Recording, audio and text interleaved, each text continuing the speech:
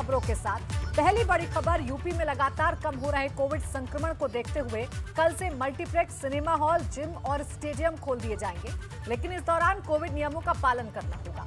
दूसरी बड़ी खबर, मायावती के कांग्रेस पर हमले की है। मायावती ने कांग्रेस को कनिंग पार्टी कहा है। तीसरी बड़ी खबर, उत्तर प्रदेश में वृक्षारोपण के नए रिकॉर्ड की, जहां योगी के कार्यकाल में 100 करोड़ पेड़ लगाने का रिकॉर्ड बना।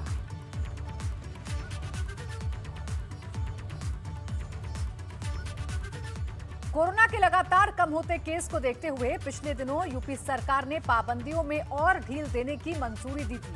उसी के तहत अब कल यानी 5 जुलाई से यूपी में मल्टीप्लेक्स, सिनेमाघर, जिम और स्पोर्ट्स स्टेडियम 50% क्षमता के साथ खुलेंगे। इस दौरान संचालकों को हिदायत दी गई कि उन्हें कोरोना प्रोटोकॉल का पालन करना होगा। दरअसल कोरोना की दूसरी लहर के बाद उत्तर प्रदेश में कोरोना कर्फ्यू में ढील के बावजूद यहां cinema hall, multiplex, sports stadium और जिम को खोलने की इजाजत नहीं थी, जिसके कारण इनके कारोबारियों को बहुत नुकसान उठाना पड़ रहा था।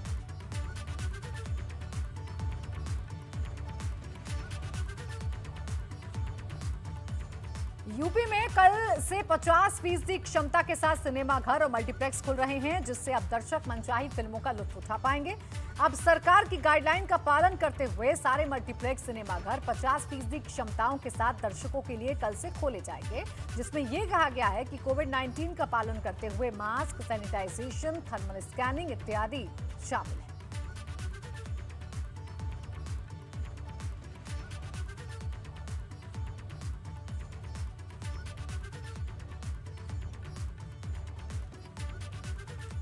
वहीं उत्तर प्रदेश में वृक्षारोपण महोत्सव चल रहा है। मुख्यमंत्री योगी आदित्यनाथ ने आज सुल्तानपुर में पूर्वांचल एक्सप्रेसवे के किनारे वृक्षारोपण किया। पेड़ लगाने के बाद सीएम योगी ने 100 साल पुराने बरगद के पेड़ के नीचे पूजा अर्चना की। इस मौके पर मुख्यमंत्री ने कहा कि प्रदेश का हर नागरिक कम से कम एक पेड़ जरूर लगाए। दरअसल वृक्षारोपण महोत्सव के तहत इस बार कुल 30 करोड़ पौधे लगाने का लक्ष्य रखा गया है, जिसमें से 25 करोड़ पेड़ आज ही लगाने का लक्ष्य रखा गया था। इसके तहत अलग अलग जिलों में जिले के प्रभारी मंत्री और नोडल अधिकारियों ने भी वृक्षारोपण किया। इसे लेकर योगी सरकार ने आज एक नया रिकॉर्ड भी बनाया। सीएम योगी के कार्यकाल में 100 करोड़ पेड़ लगाए गए।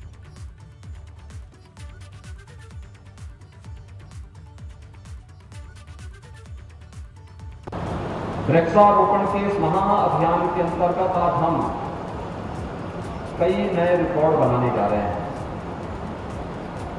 उनमें से एक रिकॉर्ड होगा कि विगत 5 वर्ष के दौरान उत्तर प्रदेश के अंदर हमारी सरकार ने जो वृक्षारोपण का बृहद कार्यक्रम आगे बढ़ाया है, उसमें आज 1 बिलियनवां यानी 100 करोड़वां पौधा भी लगाने का काम आज प्रदेश सरकार के द्वारा यहां पर किया जा रहा है।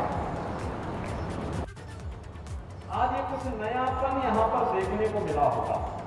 भाइयों बहनों, आज से 2 साल 3 साल पहले जहां पर हम लोग आज बैठे हुए हैं, यहां पर सामान्य खेत रहे होंगे, लेकिन आज यहां पर एक एक्सप्रेसवे है। ये एक्सप्रेसवे पूर्वी उत्तर प्रदेश के अर्थव्यवस्था की रीढ़ बनने जा रही है। यानी पूर्वी उत्तर प्रदेश में व्यापक रोजगार, नौकरी और औद्योगिकीकरण की दिशा में कैसे प्रयास आगे बढ़ाए जाने हैं, उसका एक नई कड़ी ये हमारी सरकार आदरणीय प्रधानमंत्री जी के मार्गदर्शन में उत्तर प्रदेश के युवाओं के लिए, उत्तर प्रदेश की समृद्धि के लिए और देश की सबसे बड़ी अर्थव्यवस्था के रूप में उत्तर प्रदेश को स्थापित करने के लिए या पूर्वांचल एक्सप्रेसवे हम लोग इस क्षेत्र के नागरिकों को और पूर्वांचल के वासियों को उपलब्ध करवा रहे हैं।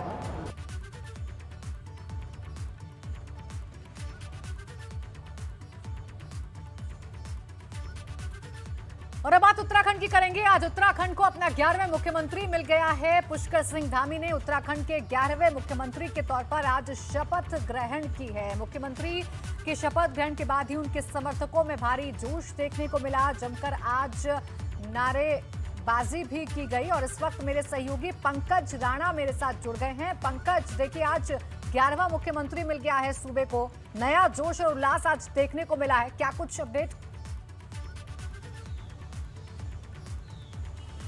बिल्कुल, देखिए, ये उत्तराखंड के लिए गौरव की बात है कि एक नए मुख्यमंत्री के तौर पर पुष्कर सिंह धामी ने शपथ ली है और युवा चेहरा हैं और आगे उनके लिए कुछ चुनौती ज़रूर होंगी, लेकिन वो उन चुनौतियों को कैसे पार पाते हैं ये भी देखने वाली होगी। लेकिन उससे बड़ी बात यह है कि हमारे साथ उनकी धर्मपत्नी गीता धामी जी हैं। उनसे हम बात करेंगे कि उन्हें कब पता लगा कि उनके पति मुख्यमंत्री की पद की शपथ लेने वाले हैं। मैडम, स्वागत है आपको APP गंगा पे और बहुत बधाई पहले तो आपको। कैसे पता लगा?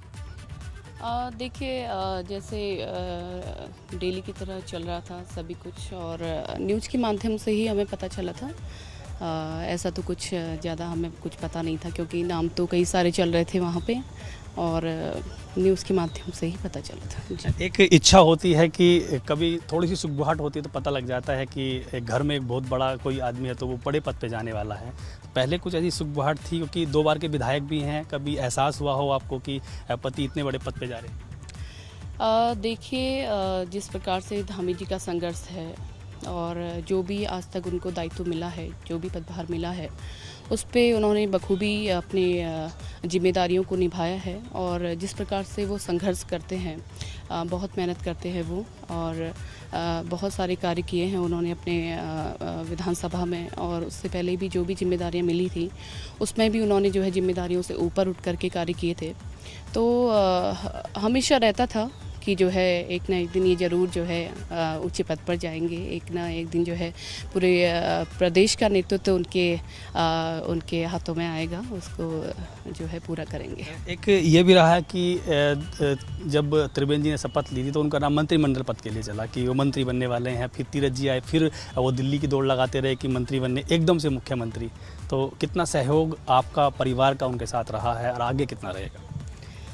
देखिए, नाम तो क्योंकि पहले से ही चलता आया है, और सभी को उनकी योग्यता में, उनकी मेहनत में, उनके संघर्ष में, उनकी कार्य करने की शैली पर पूरा विश्वास रहा है, और नाम चलता रहता था, और जो है लेकिन आ नहीं पाया था। तो अब क्या कुछ बात रही होगी, हो सकता है, लेकिन मैं तो समझती हूँ कि जब विधाता ने, जब भगवान ने जिसके सिर पर ताज जब पहनाना होता है उसी समय में वो पहनाया जाता है। ये हमेशा से बात चली आती है कि ये रहता है कि पत्नी का सबसे बड़ा महत्वपूर्ण होता है। किसी भी व्यक्ति के लिए आगे बढ़ना है तो पत्नी का सबसे बड़ा महत्वपूर्ण होता है। आपका योगदान कितना है इसमें?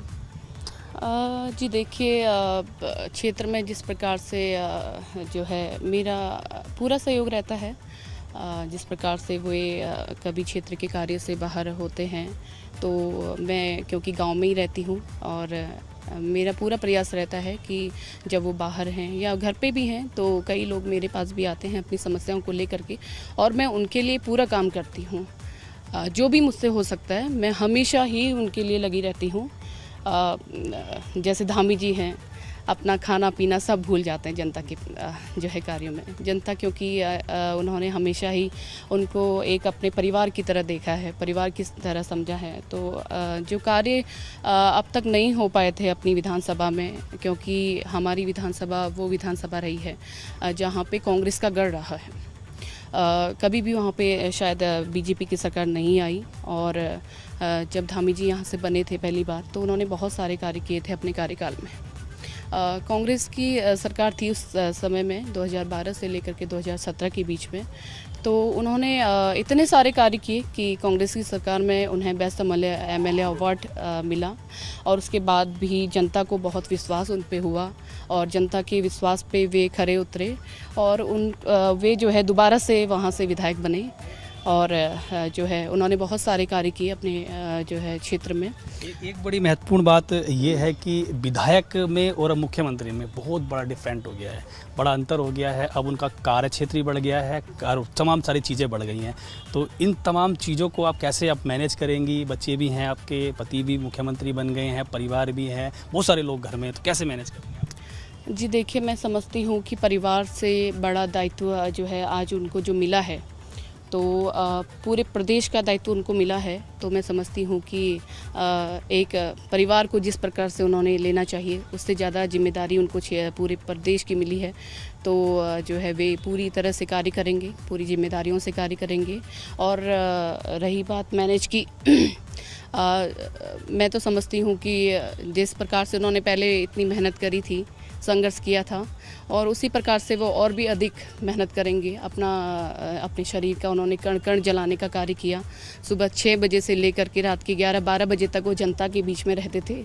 हमेशा जो है उनकी समस्याएं सुनते थे, उनको पूरा करते थे। क्षेत्र के कार्यों से भी हमेशा वे भागदौड़ करते रहे हैं, और आगे भी मैं समझती हूँ कि जो है अपनी जिम्मेदारियों से वो कार्य करेंगे और प्रदेश को आगे बढ़ाने के लिए जो है पूरी मेहनत वो करेंगे। बहुत धन्यवाद मैम, एबीपी गंगा के साथ बातचीत करने के लिए आपको फिर से बधाई।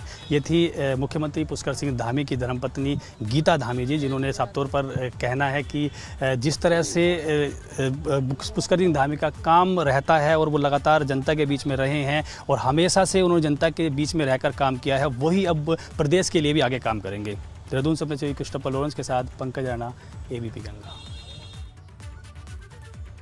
चलिए बढ़ते हैं आगे और बात अब उत्तर प्रदेश की एक बार फिर से कर लेते हैं। बसपा सुप्रीमो मायावती ने कांग्रेस द्वारा बहुजन समाज पार्टी को भाजपा की बी टीम बताने पर तगड़ा पलटवार किया है। उन्होंने कहा कि कांग्रेस के सी का मतलब कनिंग पार्टी है। कांग्रेस ने बहुजन समाज के वोट को लेकर लंबे समय तक सत्ता कायम रखी और SC, ST, OBC, धार्मिक अल्पसंख्यक और अन्य उपेक्षित वर्ग के लोगों को गुलाम बनाकर रखा है। मायावती ने कहा कि बसपा के बी का मतलब बहुजन है, जिसमें SC, ST, OBC, धार्मिक अल्पसंख्यक और अन्य उपेक्षित वर्ग के लोग आते हैं।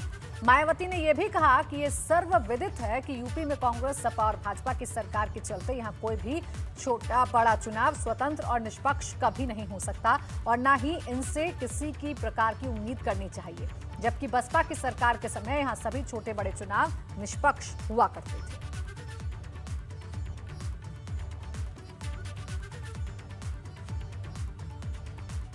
मथुरा में कांग्रेस के प्रशिक्षण शिविर में पश्चिमी यूपी की महिला अध्यक्ष प्रीति तिवारी ने जमकर हंगामा किया। इस मौके पर सलमान खुर्शीद भी मौजूद थे। दरअसल वृंदावन के अवध गोविंद बिहार में कांग्रेस ने 2 दिवसीय प्रशिक्षण शिविर रखा था, जहां 10 जिलों के ब्लॉक अध्यक्ष, प्रदेश स्तरीय पदाधिकारी भी आए हैं।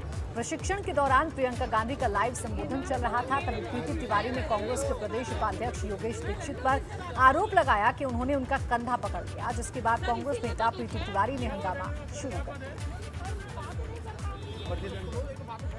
इनकी इज्जत क्या बचाऊंगी जब अपनी नहीं बचा पा रही हूँ। इतना करेंगे। जी क्या नाम है आपका? मेरा नाम प्रीति तिवारी है, मैं पश्चिम की महिला अध्यक्ष हूँ। प्रदेश यहाँ पर शिविर हुआ है। नाराज इसलिए दिखाई दे रहे हो कि तमीज नहीं है यहाँ पर। जो प्रदेश टीम के लोग हैं, प्रदेश सचिव योगेश तालान, प्रदेश उपाध्यक्ष योगेश दीक्षित, तमीज नहीं है। मैं पदाधिकारी हूँ नहीं हूँ, नॉर्मल औरत हूँ।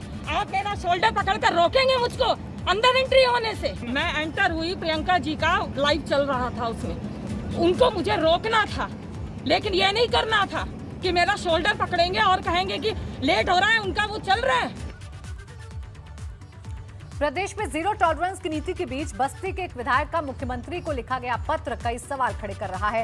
ये पत्र भाजपा के विधायक CP शुक्ला ने लिखा है। कप्तानगंज विधानसभा क्षेत्र में 44 करोड़ की लागत से हो रहे विकास कार्यों के तहत PWD 16 किलोमीटर की सड़क निर्माण करा रही है, लेकिन विधायक का आरोप है कि सड़क निर्माण में गिट्टी की जगह मिट्टी का इस्तेमाल हो रहा है। इसके अलावा मानकों को पूरी तरह से अनदेखा किया जा रहा है। सड़क निर्माण में हो रहे घटिया सामग्री के इस्तेमाल को लेकर गाँव के लोगों ने विधायक से शिकायत की है, जिसके बाद लोगों की शिकायत को विधायक ने अपने स्तर से मुख्यमंत्री तक पहुंचाया।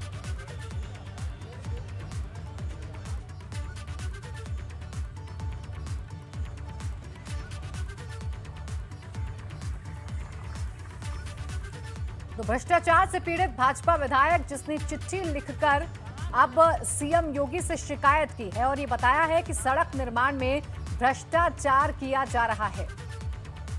ये सब पता लगा है। जो मटेरियल किया जा रहा है वो मटेरियल बिल ऑफ क्वांटिटी के हिसाब से नहीं है। ये सब जानकारी आज प्राप्त हुई है। मैंने संबंधित अधिकारी को बुलाया है और कहा है कि इस पर इसकी गुणवत्ता की जांच करें और निश्चित रूप से सरकार की मंशा के विपरीत जो भी काम करेगा उसके खिलाफ ठोस से ठोस कार्रवाई कराएंगे। सिर्फ पंचायत अध्यक्ष चुनाव में बलिया सीट पर सपा उम्मीदवार की जीत हुई है, लेकिन जीत का ये जश्न सपा नेताओं को कुछ इस कदर सिर चढ़कर बोलने लगा कि उन्होंने शब्दों की मर्यादा को पार कर दिया। सपा के नवनिर्वाचित जिला पंचायत अध्यक्ष आनंद चौधरी जीत की खुशी में मंत्री उपेंद्र तिवारी के लिए अपशब्दों का इस्तेमाल कर बैठे, जिसका वीडियो सामने आया है। हालांकि इस वीडियो की पुष्टि एबीपी गंगा नहीं करता है, लेकिन बता दें कि बलिया में सपा और भाजपा के बीच चुनाव को लेकर काफी रस्साकसी रही। कुछ दिन पहले मंत्री उपेंद्र तिवारी ने भी अंबिका चौधरी के लिए अमर्यादित भाषा बोली थी और सपा के नवनिर्वाचित जिला पंचायत अध्यक्ष अंबिका चौधरी के बेटे हैं और जीत के बाद हुई नारेबाजी में अपशब्दों का इस्तेमाल किया गया।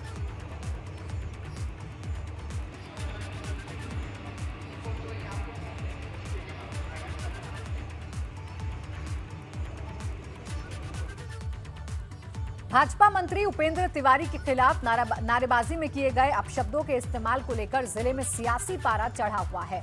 भाजपा नेताओं ने सपा कार्यकर्ताओं के खिलाफ मुकदमा दर्ज कर कार्रवाई की मांग की है, तो वहीं वीडियो सामने आने के बाद सपा जिला अध्यक्ष से कुछ अराजक तत्वों का काम बता रहे हैं। भीड़ इकट्ठा कर जो लगता था कि पहले से प्लानिंग थी, और इस तरह से भीड़ इकट्ठा कर उत्तर प्रदेश सरकार के स्वतंत्र प्रभार राज्य मंत्री श्री उपेंद्र तिवारी जी हमारे पार्टी के नेताओं के माँ बहनों के खिलाफ जिस तरह से भद्दी भद्दी गालियाँ दी गई, उससे पूरी जनपद में मैं भारतीय जनता पार्टी के कार्यकर्ता ही नहीं बल्कि और भी दलों के भी कार्यकर्ता, चाहे सामाजिक लोग, जो पूरी इस घटना से, इस गाली शब्द से दुखी हैं और उनकी भावनाओं से मैंने कप्तान ओहदे को अवगत कराया और जिन लोगों ने गाली दिया उसका वीडियो फुटेज मैं उनको दिखाया। उन लोगों पर तुरंत मुकदमा कर कार्रवाई किया जाए, उनकी गिरफ्तारी किया जाए। ये जो वीडियो जो सामने आई है इस वीडियो का मैं निंदा करता हूँ। ये सही बात है कि कुछ अराजक तत्व हैं, कोई भी अराजक तत्व हो इस तरह से काम कर रहा है उसकी मैं निंदा करता हूँ। और कोई भी माननीय उत्तर प्रदेश सरकार के मंत्री माननीय उपेंद्र तिवारी जी भी जो जिस तरह से अपनी बातें बोल रहे थे उसकी भी मैं निंदा कर रहा हूँ। आदमी किसी जिम्मेदार पद पर रह करके भी अपनी सारी बातें मर्यादा में रखनी चाहिए। सुनो यूपी खबरों में आगे बढ़ेंगे और बात करेंगे उत्तर प्रदेश में अवैध निर्माण के खिलाफ अभियान जारी है। लखनऊ में पूर्व सांसद के दाऊद अहमद का अवैध निर्माण ध्वस्त किया गया है। क्या है पूरा मामला, इस रिपोर्ट में।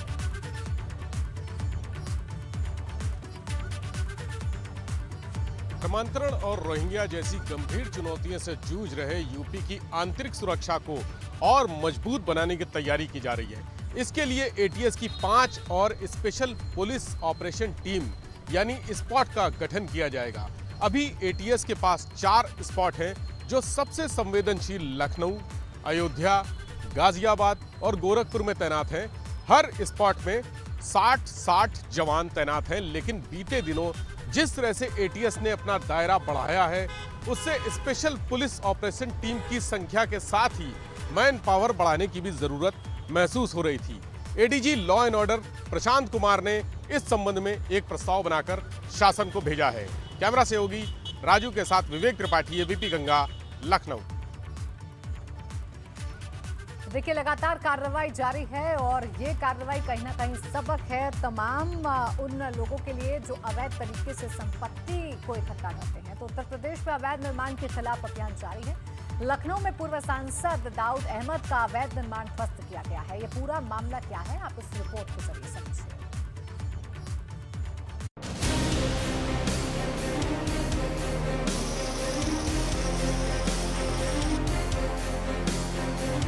ये योगी सरकार का बुलडोजर है, जिधर निकल पड़ता है। अवैध निर्माण का औंधे मुंह गिरना तय है। अवैध निर्माण करने वाले चाहे माफिया हो, नेता हो या रसूखदार, इस बुलडोजर के आगे सब बौने हैं। अब जरा इस आलिशान इमारत को गौर से देख लीजिए, क्योंकि अब यह आपको सिर्फ इन तस्वीरों में ही दिख पाएगा। हकीकत में अब इसका अस्तित्व जमींदोज हो चुका है। ये लखनऊ में रिवर बैंक कॉलोनी में बसपा के पूर्व सांसद दाऊद अहमद, जो अब पार्टी से भी निष्कासित हो चुके हैं, उनकी अवैध निर्माण वाली आलिशान इमारत है, जो अब इतिहास बन चुकी है। इस मल्टी स्टोरी बिल्डिंग को एलडीए के नेतृत्व में ध्वस्त कर दिया गया।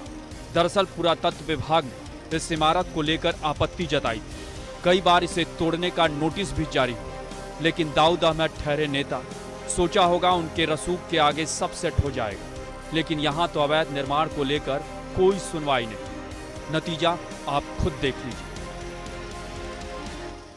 एक टीम का गठन किया गया है और यहाँ इसको हटाने का, इसको दोस्तीकरण की कार्रवाई की जा रही है। भारतीय पुरातत्व सर्वेक्षण का अवैध निर्माण है, जो कि जिला प्रशासन का अवैध निर्माण नहीं है, लेकिन रिकॉर्ड्स के परयूजल से जो पता चलता है कि 2018 में इनको पहली नोटिस दी गई थी। बहरहाल ये योगी सरकार का अवैध निर्माण के खिलाफ ऐलाने जंग है और इस जंग में जिसका भी नंबर आएगा उसका हश्र यही होगा। देखते देखते पल भर में सब कुछ ध्वस्त। एबीपी गंगा के लिए लखनऊ से विवेक त्रिपाठी। अब खबर शामली से है, जहां अपराध से तौबा कर अपराधी पुलिस के सामने सरेंडर कर रहे हैं। एनकाउंटर और पुलिस की कार्रवाई का खौफ इस कदर है कि 3 गैंगस्टर ने खुद को पुलिस के हवाले कर दिया, जिसके बाद पुलिस ने तीनों गैंगस्टर को गिरफ्तार कर चालान कर दिया। तीनों गैंगस्टर ने कहा कि जेल से बाहर आने के बाद अपने परिवार के साथ खुशहाल जीवन जीना चाहते हैं और अब अपराध नहीं करेंगे।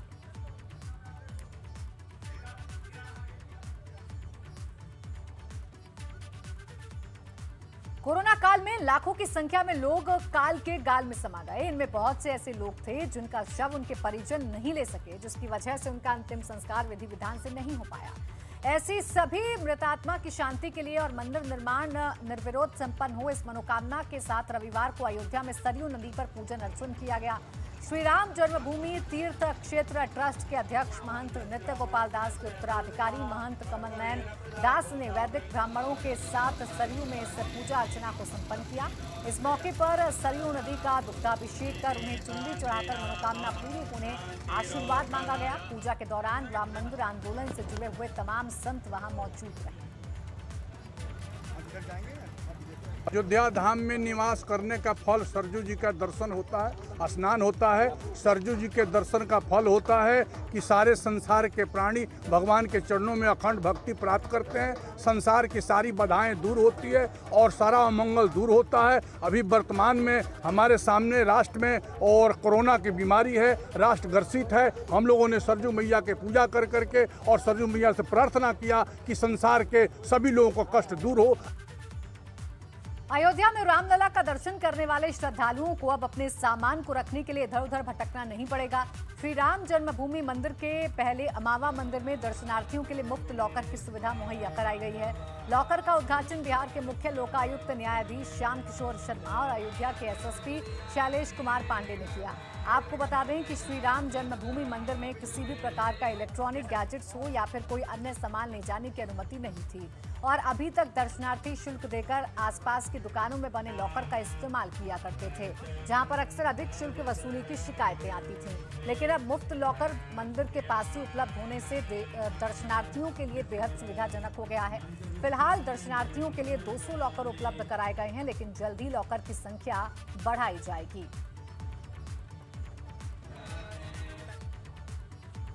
जॉर्जिया की फेज थेरेपी के तर्ज पर अब बीएचयू वैज्ञानिकों ने गंगा जल से कोरोना के इलाज का दावा किया है। वैज्ञानिकों की याचिका पर हाईकोर्ट ने आईसीएमआर और आयुष मंत्रालय को नोटिस जारी कर बीएचयू वैज्ञानिकों के शोध का क्लिनिकल ट्रायल करने की बात कही है। बीएचयू के वैज्ञानिकों ने तीसरी लहर से पहले एक ऐसा स्प्रे खोज निकाला है जो गंगा के पानी से बना है। इस स्प्रे को कुल 6 बार प्रयोग में लाकर कोरोना से राहत पाने का दावा किया जा रहा है और इस दावे का आधार है जॉर्जिया का फेज थेरेपी का सिद्धांत। सीनियर डॉक्टर वीएन मिश्र की माने तो गंगा के पानी में औषधीय गुण हैं और फेज का भंडार। ईश्वर का आशीर्वाद ऐसा है अपने देश पर कि यहाँ फेज की नदी बहती है। जो अपनी गंगा नदी है वो शायद विश्व की सबसे रिच नदी है, जहाँ 1200 प्रकार के फेजेस नेचुरली पाए जाते हैं। मतलब ये बगैर किसी प्रोसेस के ही नेचुरली पाए जाते हैं। और जो मतलब हिमालय के नज़दीक की गंगा है, वहाँ की जो फेज क्वालिटी है वायरसेस की वो एकदम अलग है नीचे के हिसाब से।